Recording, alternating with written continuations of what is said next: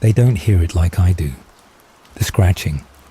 It starts when the tall ones turn off the glowing eyes in the ceiling, their ritual before the long dark. The youngest tall one, the one who smells like milk and crumpled paper, whispers, "Did you hear that?" But the older ones laugh. They pat her head, call it the house settling. They don't understand. Houses don't settle. Houses breathe. I've always kept watch. My duty. The food giver scratches behind my ears and says, "Good boy," but they don't know how many times I've saved them.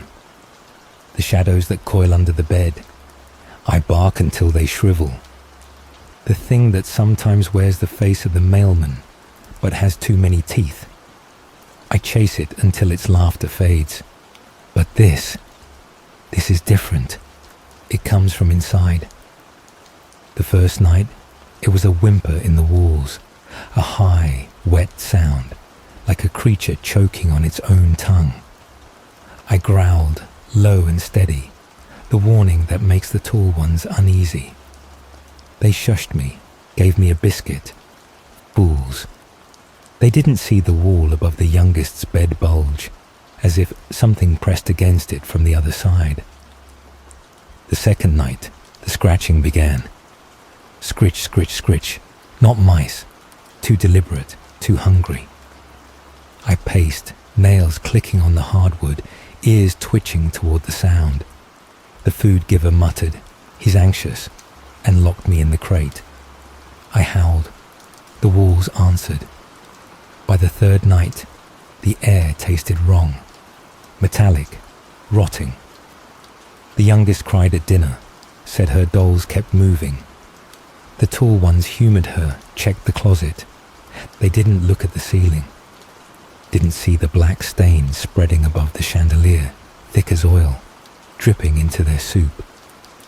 I tried to warn them. I tore at the crate until my gums bled. When the food giver finally let me out, I bolted to the youngest room. The scratching was deafening now, a frenzy of claws on plaster. The wall split, a slit, vertical, quivering. Then it opened. A long, grey finger, glistening with mucus, curled out. Then another. They gripped the edges of the hole, and it pulled itself through.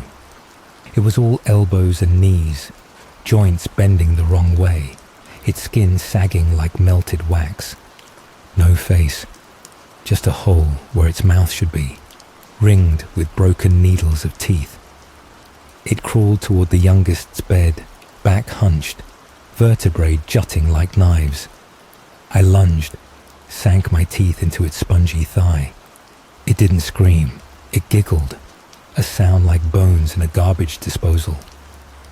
The thing backhanded me, and I crashed into the dresser. My leg snapped. The pain was white hot, but worse was the smell. It reeked of the place beyond the door, the cold room where the tall ones put the meat that goes bad. The youngest woke up. She saw it. She screamed. The tall ones came running, but they were too slow. The thing peeled its mouth wide, wider, a wet red cavern, and swallowed her whole. Her legs kicked once, tiny socks vanishing into its throat. Then it turned to me. "Good boy," it hissed in the food giver's voice. I ran, not out of fear. I'd die for them. But they needed to know. I dragged my broken leg down the stairs, barking, howling, until the tall ones stumbled out of their room. The food giver screamed when she saw the empty bed. The wall seam was closing, the thing's finger still visible, waving goodbye. They blamed me. Of course they did. "Why didn't you protect her?" The food giver sobbed, shaking me. "They don't understand. I tried. I try. Now they leave me in the yard." The tall ones whisper behind glass, eyes red and accusing. But I still keep watch, because the scratching hasn't stopped. It's in the foundation now, in the pipes. And tonight, the food giver's belly is growing round. The thing left something inside her. I bark until my throat bleeds. They throw shoes, shout, "Bad dog." But I'll keep barking.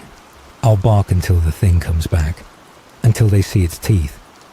And when they do, I'll be here. Good boy, always.